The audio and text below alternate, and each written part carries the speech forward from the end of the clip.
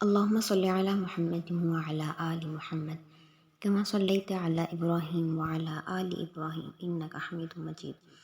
اللهم بارك على محمد وعلى آل محمد كما باركت على إبراهيم وعلى آل إبراهيم إنك حميد مجيد. بسم الله الرحمن الرحيم. يا أيها الذين آمنوا كتب عليكم الصيام كما كتب على الذين من قبلكم لعلكم تتقون. حضرت ابو ہریرہ رضی اللہ تعالی عنہ سے روایت ہے کہ رسول اللہ صلی اللہ علیہ وسلم نے ارشاد فرمایا، جس کا ترجمہ یہ ہے: کتنے ہی روزہ دار ایسے ہیں جنہیں روزے صرف بھوک ہی حاصل ہوتی ہے، اور کتنے ہی قیام کرنے والے ایسے بھی ہیں کہ جنہیں قیام سے صرف شب بیداری ہی ملتی ہے۔ نبی کریم صلی اللہ علیہ وسلم کے اس فرمان کی روشنی میں بہت سے لوگ ایسے ہیں جنہیں روزے کا ثواب تک نہیں پہنچتا، انہیں سوائے بھوک اور پیاس سے کچھ حاصل نہیں ہوتا۔ جب روزے کا معاملہ اس قدر اہم ہے تو ایسے اسباب ڈھونڈنے کی ضرورت ہے جن کی بدولت ہم اپنے روزے کی حفاظت کر کے اللہ کے ہاں اجر و ثواب کے مستحق بن سکیں۔ روزے میں سب سے پہلے گناہوں سے اجتناب کرنا چاہیے، جتنا زیادہ ہو سکے گناہوں سے دور رہنا چاہیے۔ گناہوں سے انسانی دل سیاہ ہو جاتا ہے۔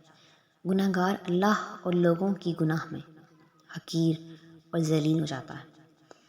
یہی وجہ ہے کہ اللہ تعالی دیگر مہینوں میں بالعموم اور ماہ رمضان میں بالخصوص مسلمانوں کو گناہوں سے باز رہنے کی دعوت دیتے ہیں، جیسے کہ حضرت ابو ہریرہ رضی اللہ تعالی عنہ سے روایت ہے کہ رسول اللہ صلی اللہ علیہ وسلم نے ارشاد فرمایا کہ ماہ رمضان کی پہلی رات ایک آواز لگانے والا اللہ تعالیٰ کی طرف سے آواز لگاتے ہوئے کہتا ہے: اے برائی کے چاہنے والے، اپنی برائی سے رک جا۔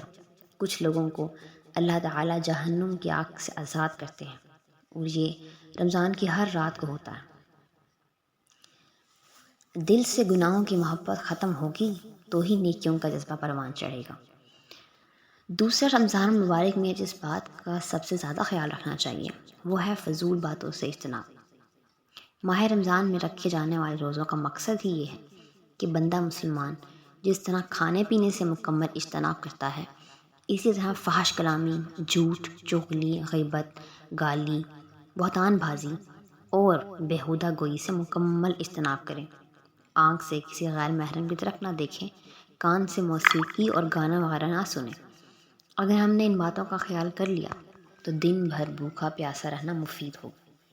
بصورت دیگر دن بھر بھوکا پیاسا رہنے کی کوئی ضرورت نہیں، جیسا کہ حضرت ابو ہریرہ رضی اللہ تعالی عنہ سے روایت ہے کہ رسول اللہ صلی اللہ علیہ وسلم نے ارشاد فرمایا، جس نے بیہودہ باتوں اور بیہودہ کاموں سے اجتناب نہ کیا تو اللہ تعالیٰ کو اس کے بھوکے پیاسے رہنے کی کوئی ضرورت نہیں، بلکہ ایک دوسری روایت میں تو آپ نے یہاں تک فرما دیا کہ کھانے پینے سے رک جانے کا نام روزہ نہیں ہے، بلکہ روزہ تو فضول باتوں سے اجتناب کرنے کا نام ہے۔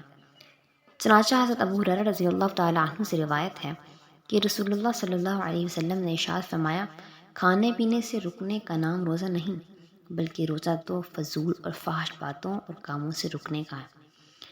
اور اگر کوئی تجھے گالی دے یا تیرے ساتھ جہالت کا کام کرے تو تجھے یہ کہنا چاہیے کہ میرا روزہ ہے، میرا روزہ ہے، نہ کہ اس کو جواب دینا چاہیے۔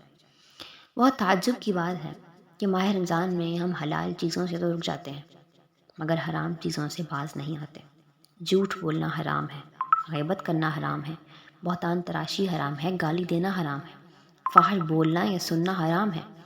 الغرض ہر وہ کام جسے شریعت اسلامی نے حرام کیا ہے وہ ہم میں ویسے ہی موجود رہتا ہے، جبکہ ان سے چھٹکارا پانا خود کو بھوکا پیاسا رکھنے سے کہیں زیادہ ضروری ہے۔ تیسری چیز جو روزے میں بہت خیال رکھنی چاہیے وہ ہے لڑائی جھگڑا۔ لڑائی جھگڑے سے جتنا زیادہ ہو سکے اتنا دور رہنا چاہیے۔ شریعت اسلامی نے حالت روزہ میں لڑائی جھگڑے سے منع فرمایا ہے۔ اس کی بنیادی وجہ یہ ہے کہ لڑائی جھگڑے میں عام طور پر گالی گلوچ، نسب میں تان، بہتان، تشنیع اور فتنہ فساد برپا ہوتا ہے، اور یہ تمام کام روزہ اور فلسفہ روزہ کے منافی ہیں۔ اسی لیے آپ صلی اللہ علیہ وسلم نے اس کام سے منع فرما دیا، جیسے کہ سیدنا ابو ہریرہ رضی اللہ تعالی عنہ سے روایت ہے کہ رسول اللہ صلی اللہ علیہ وسلم نے ارشاد فرمایا، جس کا ترجمہ ہے کھانے پینے سے رکنے کا نام روزہ نہیں، بلکہ روزہ تو لغو اور فحش باتوں سے اور کاموں سے رکنے کا نام ہے۔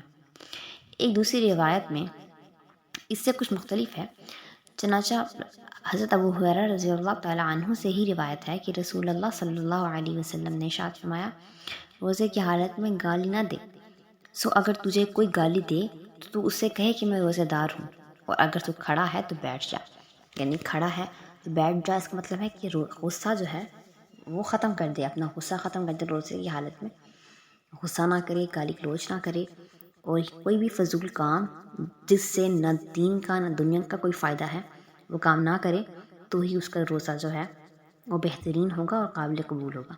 اللہ تعالی ہم سب کو دین پر عمل کرنے کی توفیق عطا فرمائے، ہم سب کے روزوں کو قبول فرمائے، اور ہمیں رمضان کا حق ادا کرنے کی توفیق عطا فرمائے۔ وما علینا الا البلاغ المبین۔